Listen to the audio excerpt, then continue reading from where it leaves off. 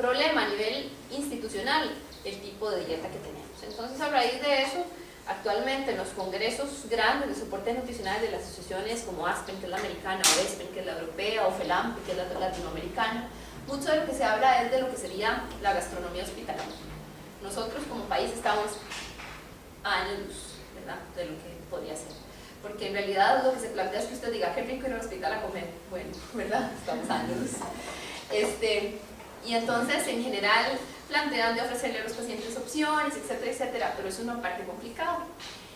Cuando no logramos alcanzar los requerimientos con eso, lo siguiente es la alimentación básica adaptada, que básicamente es decirle, bueno, lo que yo puedo ofrecerle a usted es una modificación en la consistencia. Usted no puede masticar, entonces voy a darle el pollo desmenuzado, la carne molida, etcétera, etcétera, ¿verdad? Cuando eso no se logra, vamos a hacer una suplementación calórica proteica, que es cuando el paciente puede tomar sus suplementos. En casos que esto no permita alcanzar el requerimiento del paciente, pues vamos a pensar en una nutrición enteral y si no en una nutrición parenteral. Entonces vamos a ir hablando un poquito de cada una de esas modalidades. Básicamente la modalidad va a depender de la programación de los tiempos de alimentación con el paciente y de algunas alimentaciones múltiples y frecuentes. En el paciente específicamente con EPOC, esto es una de las cosas más importantes. Hay que darle muchos tiempos de comida con cantidades pequeñas y con muchas calorías, ¿verdad? Entonces al final, lo que el paciente diga, si quiere un café, bueno, ok, pero con leche. O hay que ir negociando con el paciente para poder llegar a alcanzar sus necesidades. La forma más fisiológica y económica posible, eso es una de las cosas más importantes, ¿verdad? Porque, como sabemos, y se va a plantear un esquema de 5 etapas, siempre previo a una evaluación nutricional completa y considerar en general todas las características propias del paciente. Entonces, en la etapa 1, lo que vamos a hacer es un cambio en el tiempo y en la cantidad del paciente. Entonces, por ejemplo, vamos a tener pacientes que tienen anorexia, pero que no tienen náuseas o saciedad temprana. Entonces, uno lo que le programa son comidas pequeñas y frecuentes. Cuando el paciente no quiere comer, entonces, ok, pero cada 30 o 45 minutos hay que ofrecerle algo. Problema de esto, necesitamos cuidadores, ¿verdad? Y eso es una de las cosas más difíciles. Y ahora, por ahí en una de las diapositivas viene, pero en general la asistencia para la alimentación en un paciente que la necesite, en teoría se calcula que debe ser correctamente de 38 minutos, ¿verdad? Entonces, ¿quién puede durar 38 minutos dándole de comer a un paciente? Es una cuestión complicada, ¿verdad? Porque ahí, digamos que redondeándolo a 40. En estos casos, lo ideal es reducir grasas porque mejora el vaciamiento gástrico y disminuye la saciedad. El problema es que en los pacientes, específicamente con EPOC, a veces la reducción de grasas nos implica un aumento en la cantidad de carbohidratos y eso no es tan sencillo porque vamos a provocar más reclusión de CO2, entonces hay que tener cuidado con eso y considerar los alimentos según él, y eso es una de las cosas más lógicas. Aquí viene lo de la asistencia que les decía, y dar alimentos específicos según deficiencia, eso es muy importante. Vamos a ver que muchos de los pacientes lo que no pueden consumir es proteína porque lo que es más difícil de masticar es la carne, entonces buscar cómo darle un alto aporte de proteínas por otro mecanismo. Existen, por ejemplo, a nivel hospitalario, nosotros tenemos el famoso Proteinex o la misma glutamina, dependiendo de lo que sea, que va a incrementar el aporte de proteína. Probablemente vayamos a tener una proteína líquida con insumo, que esperemos que nos vaya a ayudar a mejorar esta parte en este tipo de pacientes. Si no tolera los volúmenes moderados o frecuentes, entonces ofrecer alimentos más densos. ¿Qué quiere decir eso? Bueno, que como les decía, en lugar de tomarse esto de café negro, me tome media taza, pero de café con leche, o de café con leche y se le adiciona, no sé, algún tipo de crema o algo que le vaya a mejorar el aporte nutricional. Siempre se debe mantener a la vista cosas pequeñas para que el paciente tenga a su alcance, ¿verdad? Y en la etapa 2 era lo que les decía, que ya tenemos que pensar en la modificación de algún tipo de alimentos. Entonces ya buscar alimentos de alto valor nutricional, espesantes o bebidas de textura modificada. Esto es muy frecuente, sobre todo si el paciente tiene esas crisis de tos durante la comida, ¿verdad? En algunas ocasiones el modificar un poquito la textura y que no sea líquido le ayuda un poco, igual que jugar un poco con las temperaturas. El uso de módulos nutricionales, en algunas ocasiones tenemos, por ejemplo, sin hacer anuncios, hay algunos módulos que tienen carbohidratos y proteínas, algunos módulos que tienen grasas y proteínas o grasas y carbohidratos, y este tipo de cosas nos permite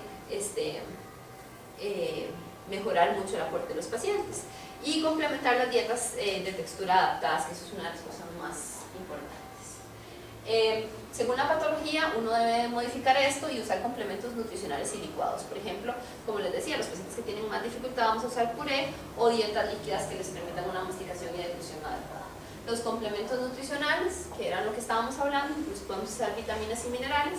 Hay que evaluar intolerancias porque en muchas ocasiones los pacientes van a tener, sobre todo cuando tienen una hipoxemia importante, van a tener más intolerancia, por ejemplo, a lactosa y otro tipo de cosas. Hacer planes individualizados y utilizar fibras en pacientes con dietas líquidas que van a tener a largo plazo. Por ejemplo, no sé poco, como les decía, que como no pueden masticar bien, entonces uno tiende a ponerles dietas líquidas o semilíquidas y entonces el paciente se le estreña un montón. Entonces eso también, cuando va al baño y está estreñido, su consumo de oxígeno es peor y entonces va a tener mayor complicaciones. Cuando ya nosotros decidimos ponerle algún tipo de fórmula enteral, digamos tipo Ensurio, tipo Enterex diabético, tipo lo que sea, porque cuando la ingesta, a pesar de todos los esfuerzos, es menor al 75%. Y lo vamos a elegir según la patología. No es lo mismo tratar un paciente con fibrosis quística que un paciente con EPOC. No es lo mismo tratar un paciente que llegó por un cáncer de pulmón que un paciente con EPOC, ¿verdad? Hay que evaluar la tolerabilidad de esos suplementos, como les digo. Yo puedo decir a este paciente, sí, perfecto, vamos a darle el Prosure, que es el que yo les digo que podemos probar, que es el que tiene omega 3. A ver cómo les va, perfecto, pero el paciente se vomita cada vez que lo huele o que se lo acerca, sí, imposible. Y considerar la aplicación de recetas para mejorar la tolerancia. En algunas ocasiones los suplementos permiten hacer algún tipo de evaluaciones y de modificaciones, que eso nos va a ayudar. La alimentación enteral la vamos a aplicar cuando, a pesar de todos estos intentos, el paciente no logra alcanzar esa tolerancia, ¿verdad? Entonces, o por ejemplo, si un paciente ya está internado, tiene una ventilación mecánica o el paciente definitivamente ya lo puede tragar, etcétera, etcétera, entonces pues nos vamos a brincar esas etapas. Está contraindicado si yo puedo hacer la etapa 1, la 2 o la 3, pero siempre tengo que verificar que el tracto gastrointestinal esté útil.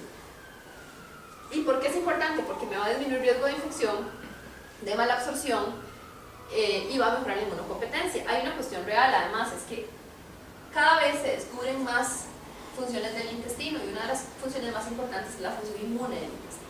Entonces, entre menos estimulado esté, más problemas voy a tener. Si yo no lo estimulo, además, voy a tener atrofia de las velocidades y eso va a hacer que se hablan, por decirlo de alguna manera, espacios virtuales que permitan el paso de bacterias y que me hagan una translocación bacteriana. Entonces, en general, entre más rápido yo pueda iniciar la nutrición enteral, que por lo menos sea trófica, mejor va a tener el paciente. La capacitación a cuidadores es importantísimo si vamos a hacer la alimentación enteral en casa y las implicaciones éticas. ¿Por qué? Porque si el paciente está consciente, nosotros necesitamos la autorización del paciente para colocar un acceso enteral, ya sea desde un acceso enteral que va a ser temporal, por ejemplo las sondas nasogástricas o las longitudinales que no deberían usarse por más de 6 semanas, o un acceso ya mucho más prolongado tipo PEG o tipo gastroscópico.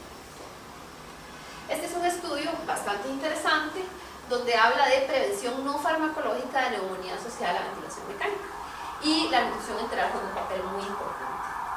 Se ha planteado que incluso esa translocación bacteriana también puede darse a nivel respiratorio y esta translocación bacteriana puede disminuirse con la nutrición enteral. Otra de las cosas importantes es la colocación del paciente cuando usted le está dando nutrición enteral. Por lo menos debe tener 30 a 45 grados la cama, ahora eso mejora. Hay otro estudio que es vacilón que dice que la angulación no debería ser de 30 a 45 sino de 10 a 25, porque con ya 45 grados hay también como mayor paso hacia el bronquio derecho y entonces que al final también se incrementa un poco más el riesgo de aspiración y de sepsis. Pero en general, hasta el momento las guías hablan de 30 a 45 grados. Entonces por ahí nos vamos. ¿Qué pasa con la nutrición parenteral? Usualmente los pacientes que vienen propiamente por ventilación, por problemas pulmonares exclusivos, no van a necesitar una nutrición parenteral, ¿verdad? Pero en general, básicamente se va a utilizar como el último escalón de la lista y básicamente se va a usar cuando no podemos cubrir las demandas por otro lado. Va a ser una nutrición parenteral que puede ser vía periférica por 5 a 7 días, pero si ya en general se pasa este tiempo, pues tenemos que empezar a considerar que sea vía central.